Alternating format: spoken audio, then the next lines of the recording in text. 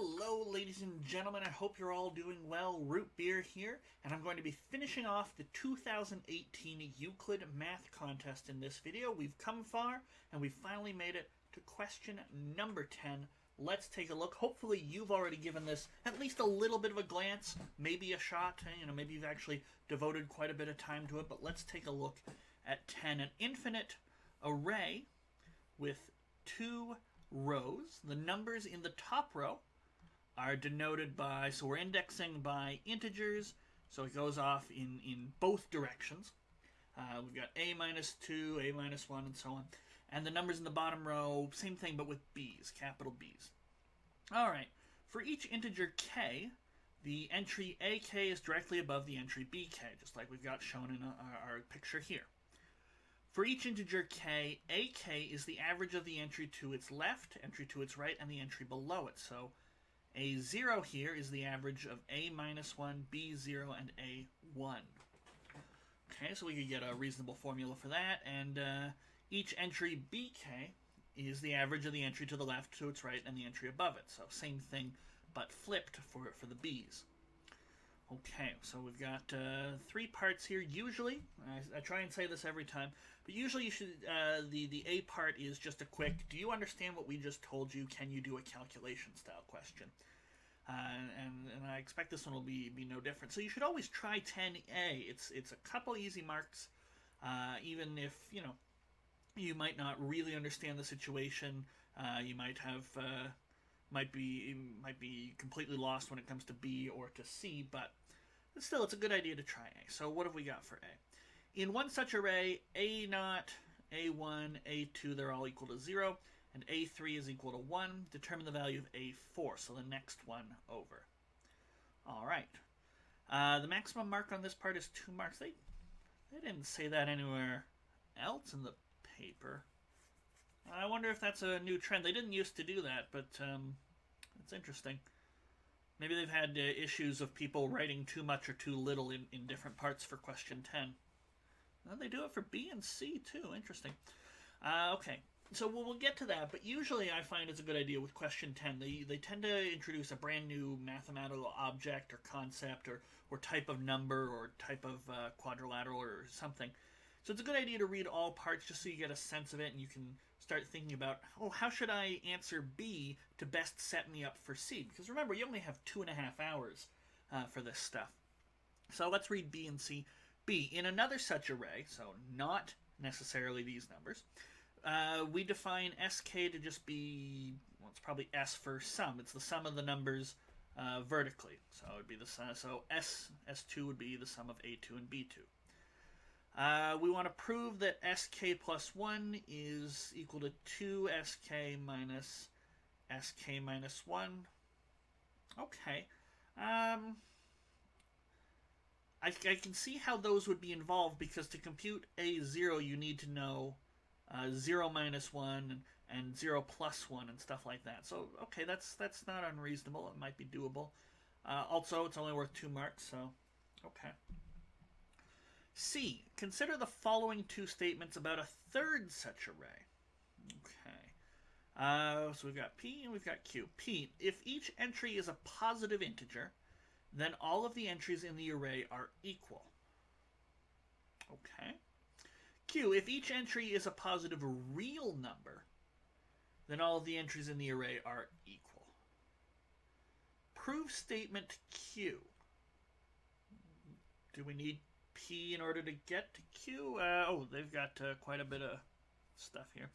A complete proof of statement Q will earn the maximum of 6 marks for part C, regardless of whether any attempt to prove P is made. Well, yeah, that makes sense. Every positive integer is a real number, so if you prove Q, you have proved P. A complete proof of statement P will earn 2 of the 6 possible marks, so I don't like the sounds of that. I'll probably just shoot straight for Q. For part C. In such a case, any further progress towards proving Q would be assessed for... Why didn't they just make one of these a C and one of these a D? Would be assessed for partial marks towards the remaining 4 marks. Students who do not fully prove either P or Q will have their work assessed for part marks. Okay. I do not see why this should have been a C and this should have been a D, really. I don't know what's going on. Okay. Well, I'm gonna when it comes to it, I'm gonna prove Q. Although we will keep P in mind because maybe there's a reason they wrote P. Maybe P is easier than Q. Maybe we need P on the way to Q. Although I don't see how to go from. I mean, if Q was fractions, then I could see how integers would play a role. But okay. Anyway, let's get to A.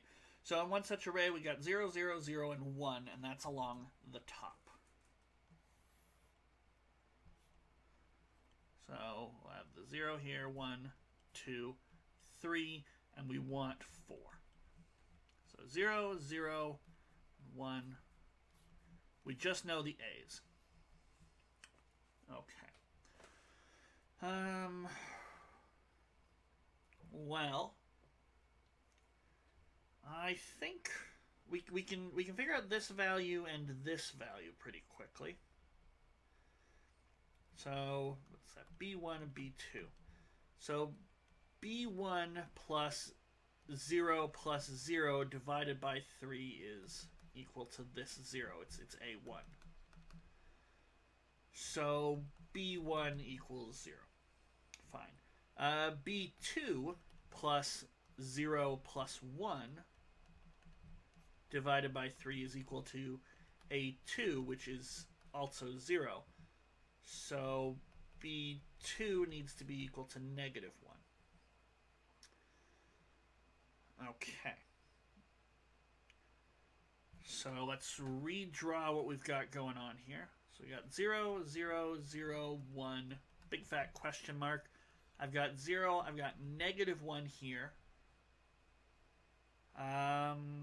Guess we could figure out this value because that's this, and this value averaged to this one.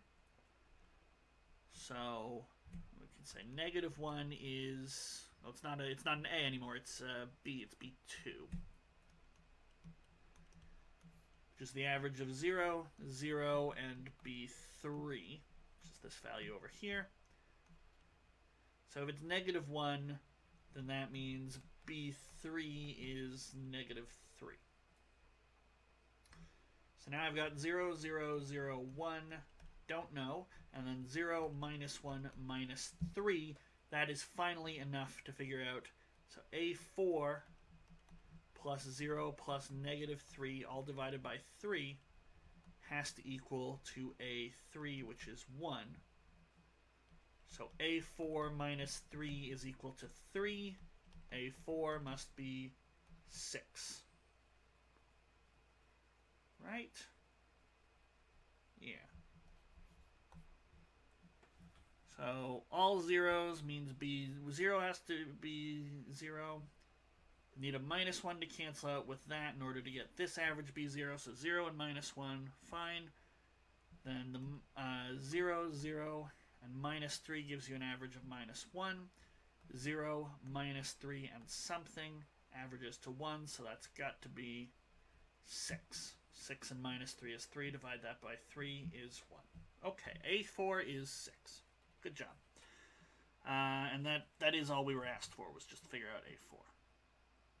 Yeah, okay. So now we want to talk about the SKs.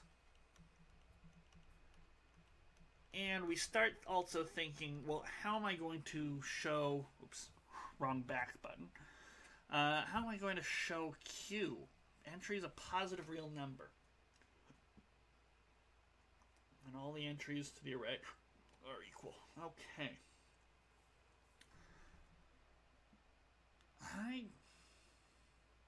I'm not entirely sure. In the course of solving A, we didn't really dive into the theory of the array a whole lot. Well, maybe our discoveries in B will help out. So SK is AK plus BK, and what do we want? We want SK plus 1 is 2SK minus SK minus 1. Okay.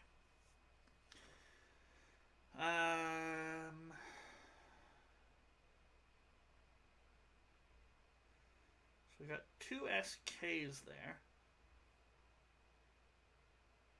I know what SK is.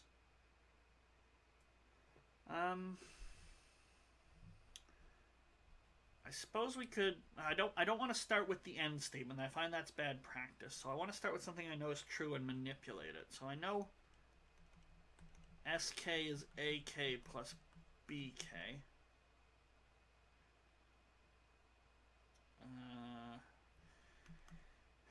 Each of these is the average of what? AK minus 1, the B below it, the A beside it, and then same thing but with the letters reversed. Oh, and these two form a nice little SK again. BK plus 1, there it is. So this is put everything over 3. You get SK minus 1, SK, and SK plus 1. Multiply over by 3. Yeah, this is going to work out and get our statement here. Multiply by 3, SK minus 1 plus SK plus SK plus 1. One of these cancels out with one of these. So 2 SK is equal to SK plus 1 plus SK minus 1. That's another interesting average. So the AKs and the BKs are averages of the three things around it, but the SKs would be, so just as a little off to the side thing, SK is the average of the ones around, the sums beside it. That's kind of cool. But rearranging, we get what we want. SK plus 1 is 2SK minus SK minus 1. We just bring this over to the other side. Okay. So, nifty little observation there, that we get this nice little average from this equation. Now, this expression that they asked us to prove in B is kind of interesting because it makes me think we've got a recursive sequence. Okay? And that might help me with P and Q. So what do we know exactly? So we want every entry positive integer, positive real number, then all the entries in the array are equal. So that means that if I start with, say, 1 and a 2 here and try and build an array from there, eventually I'm going to have to hit a 0 or a negative number somewhere, some place really far on the outer ends. And that would be true for both of these. Why would they separate P and Q? Do I need P to prove Q? I really don't think so. Maybe P is just easier to prove Q, although I really think they probably should have made it a C and then a D part. But I'm going to stop saying that. Just because I assume it'll get annoying if I keep complaining. Well, okay, so we get a recursive formula with the B's here. Or not the B's, the S's. It's from part B. But we get an interesting sort of recursive formula. And I think you could probably prove the sums are constant. Well, okay, if the sum here is 3, maybe we need to add a third row to our array and it's the sums. But if 2 of them are 3, then the next one's 3, and the one after that's going to have to be 3 because 2 times 3 minus 3 would be 3. So I think you can show if you've got 2 sums next to each other that are the same, then all the sums are the same. That's certainly something.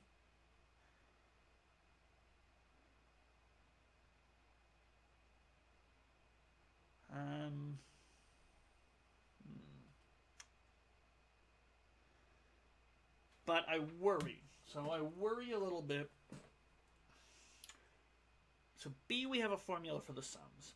But if we just focus on the sums, we're going to have a very hard time of things, I think.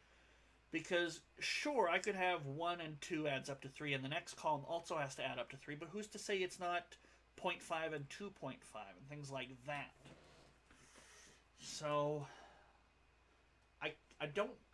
it might be a good stepping stone to show that all the sums are the same. That might be a useful idea. But if I know all the SKs are the same, And that, I think that might lead to a dead end. Because, sure, you know SK, but you can't get at the individual AKs and BKs easily. From there, you would need sort of another expression that allows you, because think of it like this: if I know that the sum of x and y is 3, I can't solve for x or y. I can't show that x and y must then be equal that way. Because that's two equation. Sorry, one equation but two unknowns. So you need another equation involving the x and the y, sort of.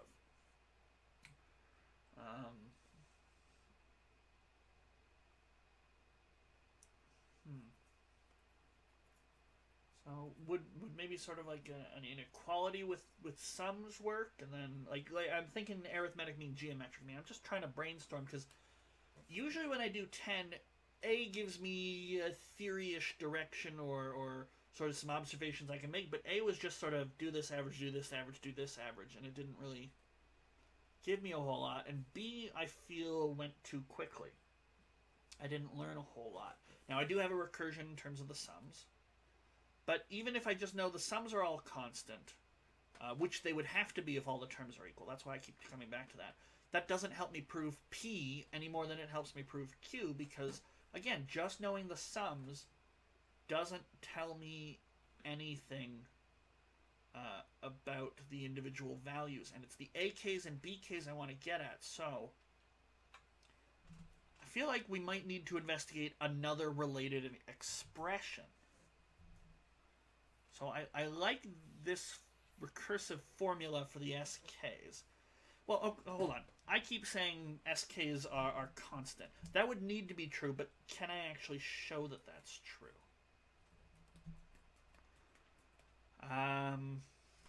Yeah, so before we move on, I'll let that sort of sit in the back of my mind, but can I use this formula to show the SKs are constant? So, but, do I want to start doing that? Because, as I've already said, the SKs being constant wouldn't actually help me with anything yet. Well, if nothing else, it might give me a direction, because maybe the thing that works for the SKs can also work individually for the AKs and BKs. Maybe I can get a similar recursion for the AKs. I don't think so, just because the AKs are sort of intertwined. Their values are sort of stuck in terms of the values of the BKs as well, and things like that. There's some overlap, but okay. Let's investigate values of the SKs. Assuming the AKs and BKs are positive. I'm going to start with real numbers, but if I realize at some point that, assuming they're integers will help me prove P, then maybe we'll just spiral off and prove P. But I'll start with positive real numbers. Okay. So, I'm going to say, I'm really convinced the SKs have to be constant. I'm not convinced that that is a useful step yet. But suppose SK equals SK minus 1 for some K. That is, I've got two side-by-side columns and they add up to the same thing. Then SK plus 1 is 2SK minus SK minus 1, which is 2SK minus SK, so it's equal to SK. And similarly, SK plus 2 is equal to SK, SK plus 3 is equal to SK.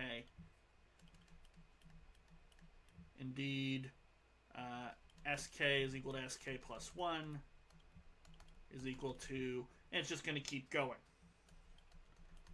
SK plus, let's say, R for R greater than 0. So that would show, okay, I've got two of them from this point to the, I guess, rightmost of the column, not the column, of the array. Like, keep going right on the array, all the sums will be the same. I think we can probably reverse this as well. So similarly, SK minus 2, what do I need? So similarly, we know sk is 2 sk minus 1 minus sk plus 2. Rearranging, so bring this over here, oops, that should be a minus 2, not a plus 2. Sk minus 2 is 2 sk minus 1 minus sk, but that's 2 sk minus sk, so it's also sk. And just like before, it'll turn out that sk is equal to sk minus 1 is equal to sk minus 2 is equal to sk minus r for any positive r. So if 2 sk and sk plus 1 are equal, then all the sk's are equal. They do have to be side by side. Okay, so now suppose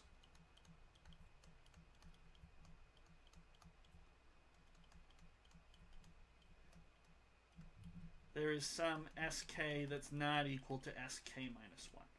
So suppose that happens.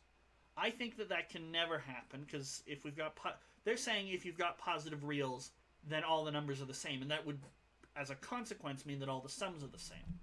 So let's suppose the sums aren't the same and see if we can get a contradiction, something that would disobey the positive real number rule, or maybe at least the positive integer rule.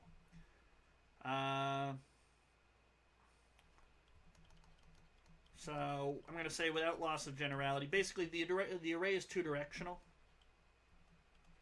So I'm just going to assume that it's sk that's greater than sk minus 1. If not, flip this argument around.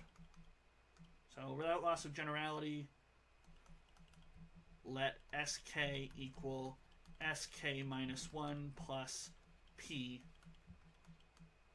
P is a positive, we'll say positive real. If it needs to be an integer, so be it. Okay. Then what could we have? Well, then sk minus 2, we just remarked this, is 2 sk minus 1 minus sk.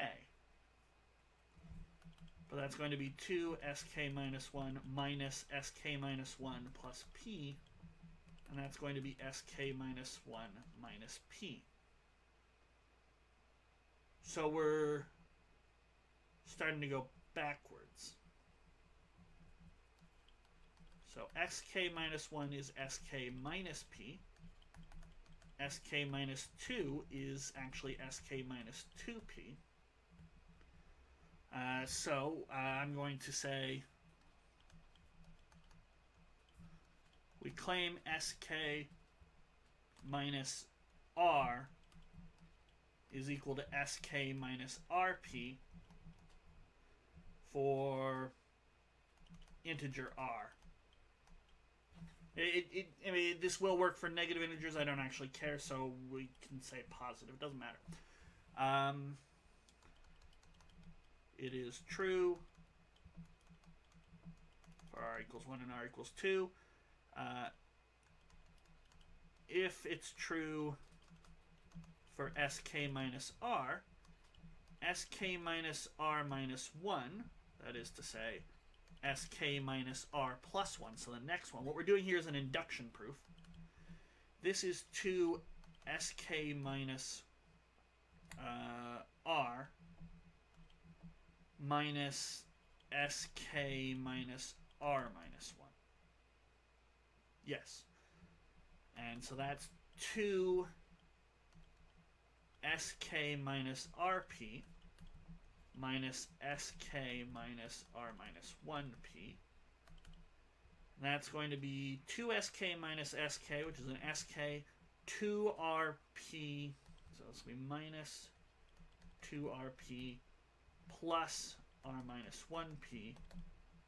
One of those r's will cancel out, and we'll be left with a minus r minus p, so that'll be sk minus r plus 1p.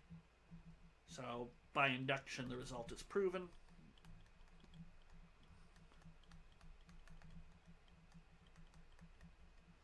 Okay, now P is a positive real number.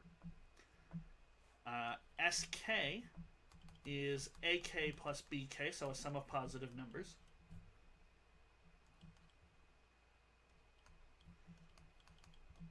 Let R be the integer,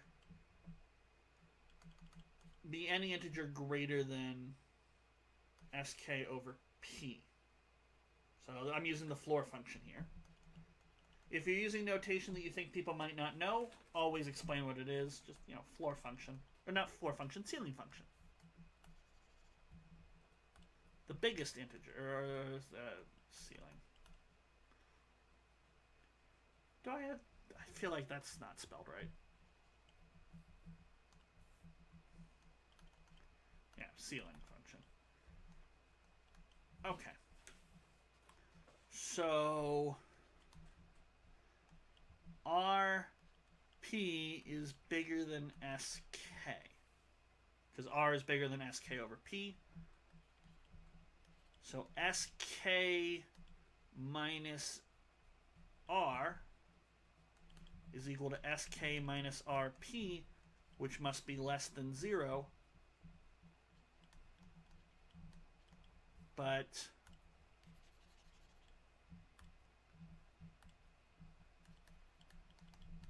it's the sum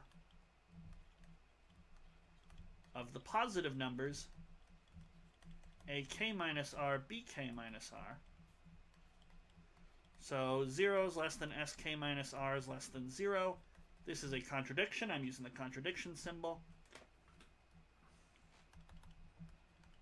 So all SK are same value. Okay, so I did manage to prove that particular result. I'm still not... okay, we've got the SKs, but how can I get at the BKs and the AKs? Because I need to show they're the things that are all the same value, not the SKs. Because again, who's to say I can't do something like this? Have all the SKs add up to 10, and what's to stop me from having, 1, 9, and then maybe over here it's 1.5, 8.5, and so on, and then 1.75, and it starts to slow down and things like that. Now, so we have 8.25 and stuff like that, and it's only slightly increasing over here. 0.5, and then 9.5, and then maybe it's 0.49, just slowing down here. Because these numbers will never actually stop, but who's to say we can't do this? Now, yes, I understand these three numbers don't average to 1, but why can't this work? Because the sums would all be the same. So other than that averaging problem, which I think we could get around, I don't see what's the problem here. Now, of course, this is not true for integers, so I think maybe this is why P is a question, because, if you start with 5, 5, and then the next one, yeah, maybe they'll change, still have the same sum of 10, but, eventually you'll run out of space, because there is a smallest integer. And then, oops, you gotta have 10 here. Now, again, the average thing isn't working out, but this is just sort of the ideas of arrays that I'm having in my head.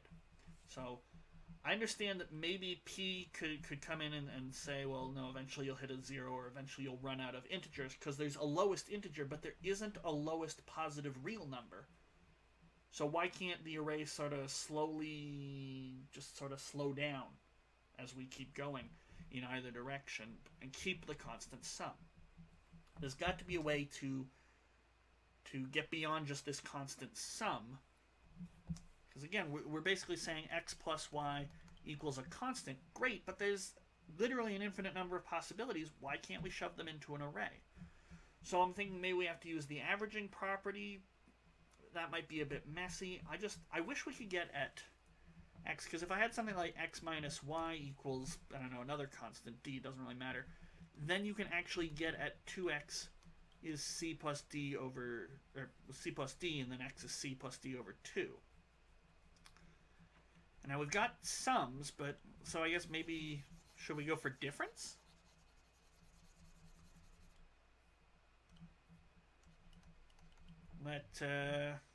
let TK be the... Well, TK because it follows after S, or should I say D for difference? It doesn't really matter.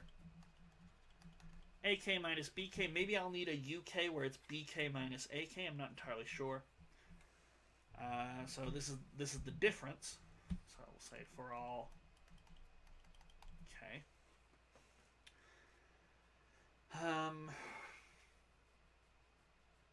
So my question now is TK constant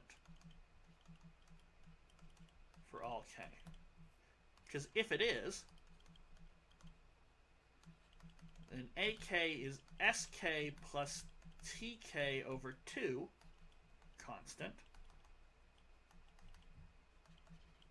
BK would be SK minus TK over 2. Constant, and that would get me close. That wouldn't actually, so these would be constants for all K. So if it is, then this is true. That wouldn't necessarily get me to that these are the same number, though. This would just show me all the A's are the same and all the B's are the same. But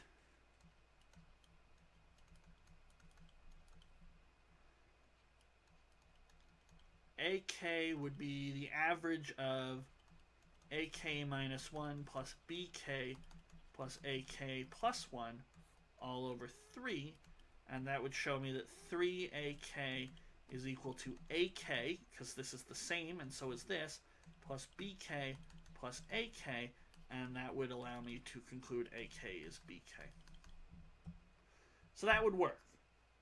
That would work. We have a strategy, a plan of attack. They gave us some, so we're going to say, can we show the differences are constant? And again, this should be true. If the conclusion of Q is correct, or the conclusion of P is correct, if they're both correct, that all the numbers in the array are the same, then yes, this difference should be constant. In fact, it should always be 0, but I think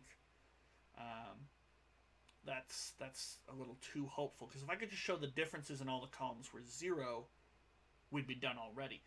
No, that would just show that each number in each column is the same. So the A and the B in each column is the same, but that doesn't mean the same for the other columns, although the sum one would come in and save the day. So it's just like the sums. It's a natural conclusion of Q if Q is correct, but we can't use Q to prove this because we're using this to prove Q. But at least it's a good thing to be thinking about. Can I show these differences, these TKs, are at least all equal? So how did we do it for the SKs? We came up with a recursion. Now,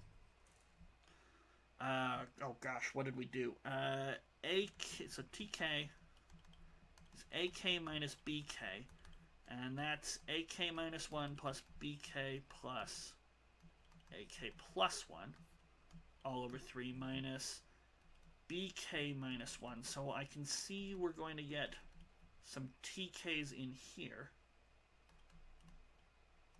I'm a little wary about these middle ones, but 3TK will be equal to TK minus 1. Then we have BK minus AK, so it's minus TK plus another TK plus 1. So what can we do? We can rearrange and say TK plus 1 is 4TK minus TK minus 1.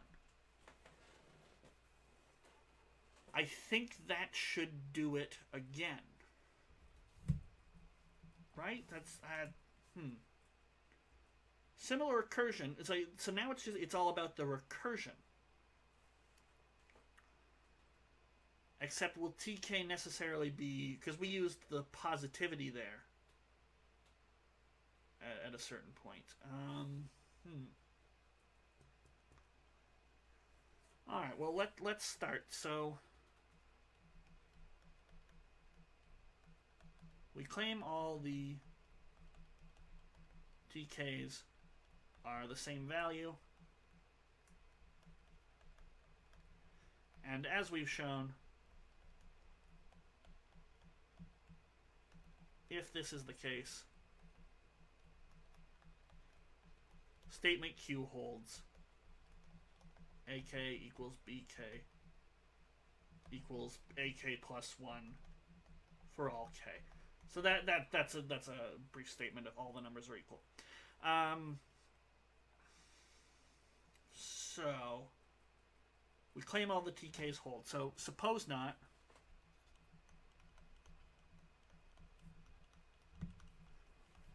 Then, well, if they're not all equal, there has to be some point where there's one that's not equal next to another.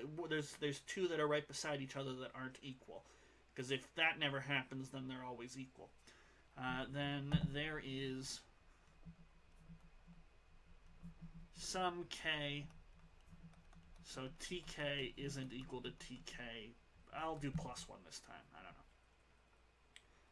know. Okay. So let's let TK plus 1 equal TK plus P. Again, without loss of generality. And again, what this means is I'm going in one direction. There's no reason you couldn't do the same thing in the other direction. That's what it means. It just means it saves time for me. It saves time for the person reading, that I don't just repeat the exact same argument. If you want to explain this a little bit more as to why you don't lose any generality just by assuming one direction over another, you should, if you feel like something needs to be done. Of course, if you just want to repeat the same argument, if you've got time, you go ahead and write them both out. But I'm just going to say this with P positive. Okay. So P is a positive number, so we're definitely saying TK plus 1 is the bigger of the two. One of them has to be bigger. Let's just assume it's TK plus 1. Okay, so TK plus 2 is 4 TK plus 1 minus TK. And so that's 4 TK plus 4P minus TK. So that's 3 TK plus 4P.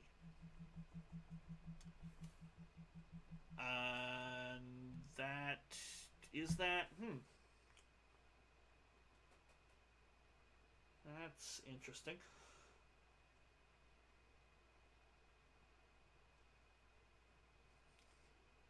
I don't know if that's necessarily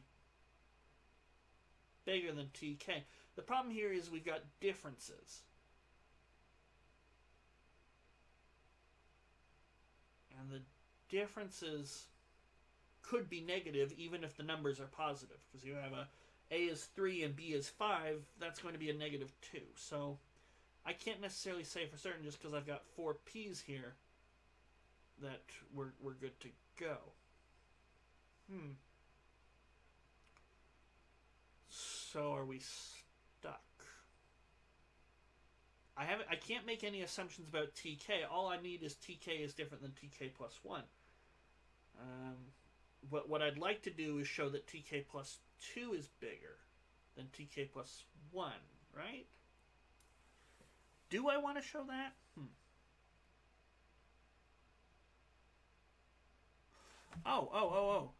But we could write it as 3TK plus 3P plus P, and that's going to be 3TK plus 1 plus P.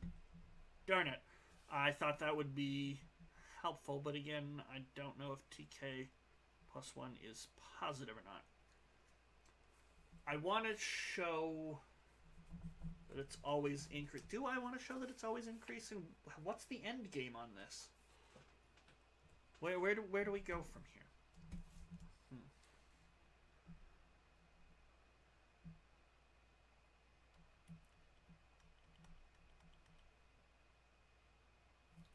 Maybe I have to break it up into cases.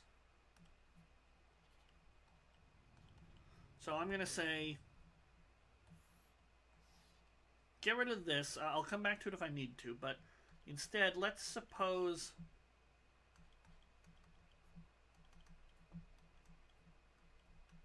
TK is non-zero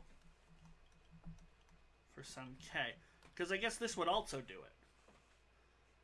Right? If this is 0,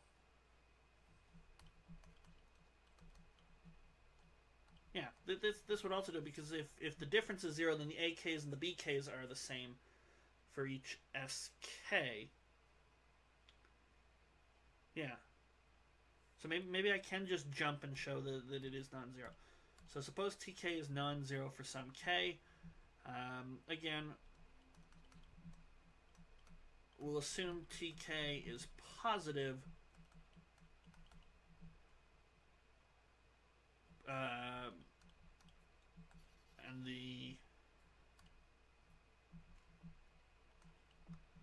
And get a contradiction.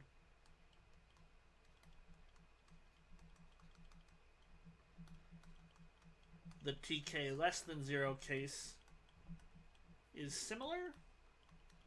I mean, there's no reason it wouldn't be. It would just be going for deep negative numbers as opposed to deep positive numbers. But again, I'm not entirely sure what contradiction I'm going to get. We'll see. We'll see. Okay, so if that's the case, so if TK is greater than 0, TK plus 1 is 4TK minus TK minus 1. I don't know. Problem is, TK might be positive. 4TK would be positive, but maybe TK minus 1 is positive enough to cancel it out and make TK plus 1 negative or less than. So let's say this. So we got something like this.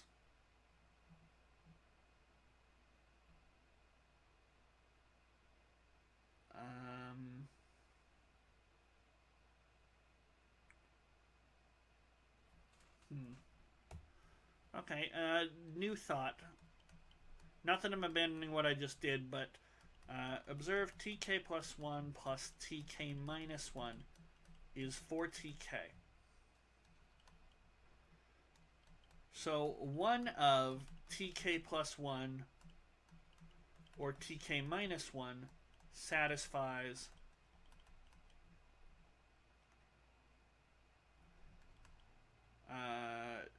being greater than or equal to 2 times TK.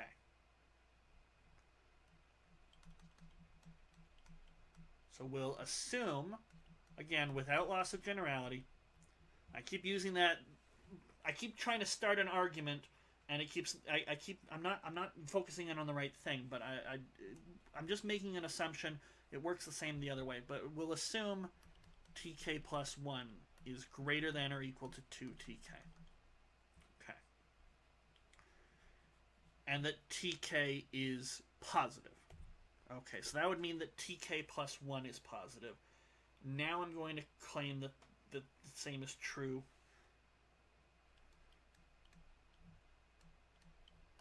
We claim, so I guess it would double each time. So instead of adding on a p-value, I'm going to claim TK plus R is greater than or equal to 2 to the RTK for all integers R greater than or equal to 0. Okay, so it works for R equals 0 and 1, so that's a pretty good base case. Now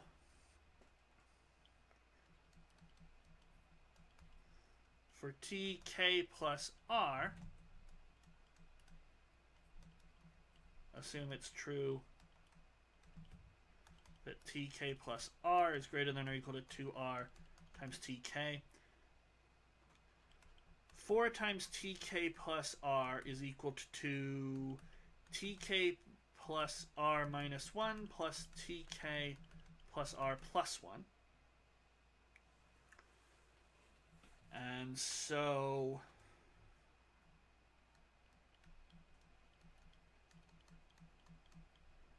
one of these is greater than or equal to 2 times TK plus R.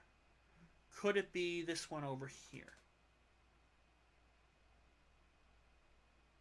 That would be the issue, is could that be the case?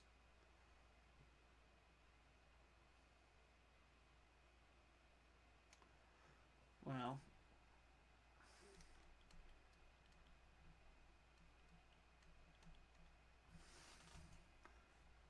so I'm going to say, here we go. I'm going to quite specifically say greater than 2k plus r minus 1. And that this has just been shown for r equal to 1. Okay. So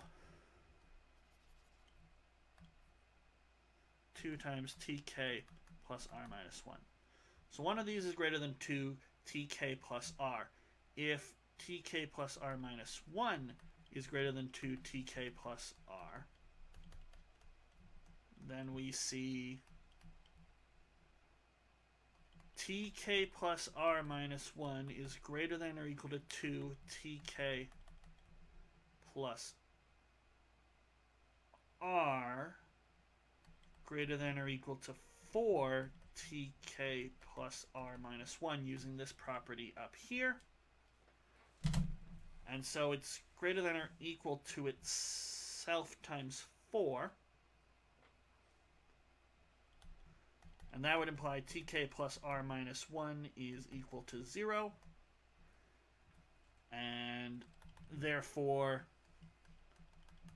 tk plus r plus 1 is 4 times tk plus r. So, in either case,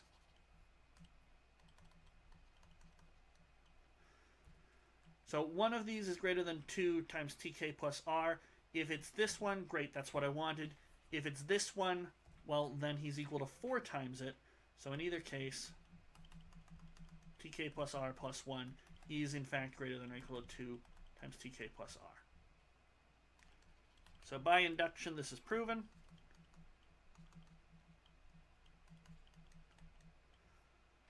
As a consequence,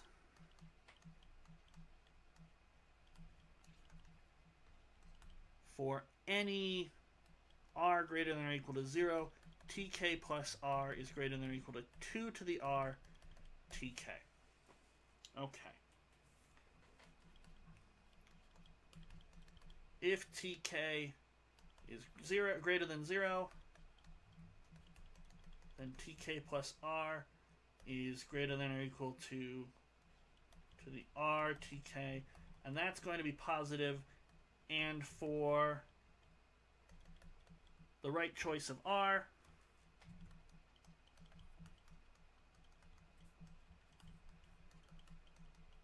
this value tk plus r can be made big enough. Okay, so we've shown that that keeps getting bigger. I think if we worked in the opposite direction, we'd show it keeps getting smaller, but not necessarily less positive. It would be halving each time, and that's not going to run into the same trouble the SKs did. But AK, BK are positive. So AK, BK is equal to SK. SK is greater than AK and BK.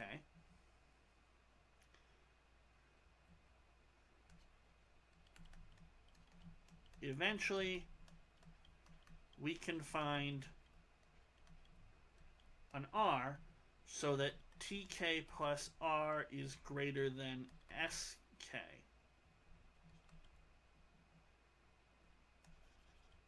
Well, we know this is all some value S.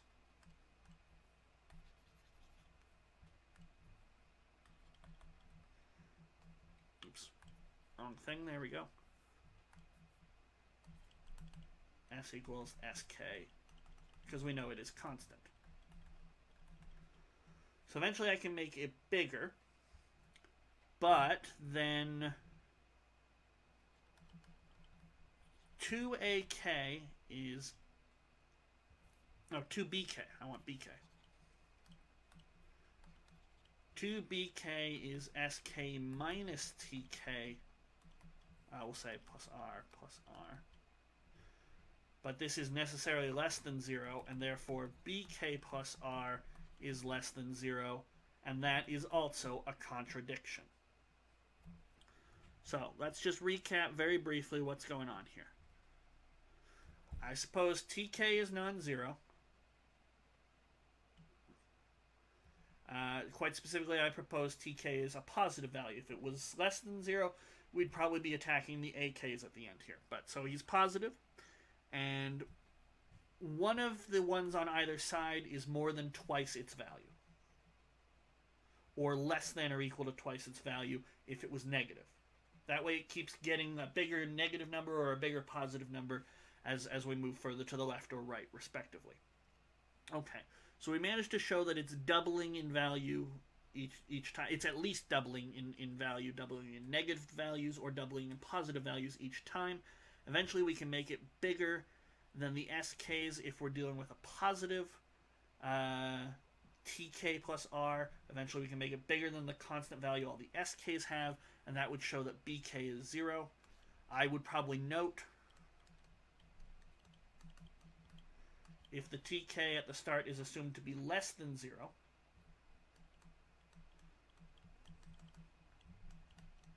then we would show TK plus R is less than or equal to 2TK, and show that AK is less than 0. Okay, so by a contradiction, the TK are all 0. And therefore, AK is SK plus TK all over 2, which is some S value plus 0 over 2, which is S over 2. And from there, the BK are this S over 2 value for all K, where S is the constant sum value we showed exists. Okay, so that was a bit more writing. So even though I sort of decided to use these differences as a way to try and isolate the AKs and the BKs, although that came into it in a very, very minimal way there at the end, just by trying to use the differences with these TKs, it still was not, like, I had 3 or 4 different attempts at trying to mock my proof with the SKs and do something similar. I tried to do it linear, but that didn't work, and the recursion formula wasn't working quite the right way. So I had to use more of the averaging idea rather than the recursion idea that was immediately presented in B. I think this probably would have been a bit more straightforward if B had instead said, prove that 2SK is SK plus 1 plus SK minus 1. But of course, it's question 10, they don't have to make it easier for me. But yeah, 3 or 4 different starts there, and then finally I decided, okay, yeah, we can get the TKs, the differences to all be 0, and it took us a while. There was a lot of without loss of generalities. I said that a lot. But no, I think that wasn't a bad question. I certainly think it could have been a giant disaster if you didn't try and do the differences. If you tried stumbling around with more, you probably could have pulled out a geometric sequence or an arithmetic sequence, and it just might not have fallen apart. I definitely think P might have been easier, just because, as I say, you could probably, using averages, sort of snake your way through the array and get ever decreasing values. Now with the real numbers that can be a problem, because, you know, a half, a quarter, an eighth, a 16th, these are all decreasing values, but they'll never become negative or 0. But 3, 2, 1, eventually you're going to run out of space. So with integers, I think that might have been an approach, and so P might have been easier to prove, but we managed to get Q, and Q proves the whole thing, so in theory we got all 6 marks. That finishes up question number 10 on our 2018 Euclid. So it's been a good paper. It's been, 2018 papers in general, which we've now wrapped up, have all been good. So stay tuned for more math videos in the future, and, as always, feel free to like or subscribe or comment. I always like hearing different ways people have approached questions, so feel free to put that down below, and I will be sure to read it when I get the chance. But I will see you for more math in more math videos on doing more math contests in the future.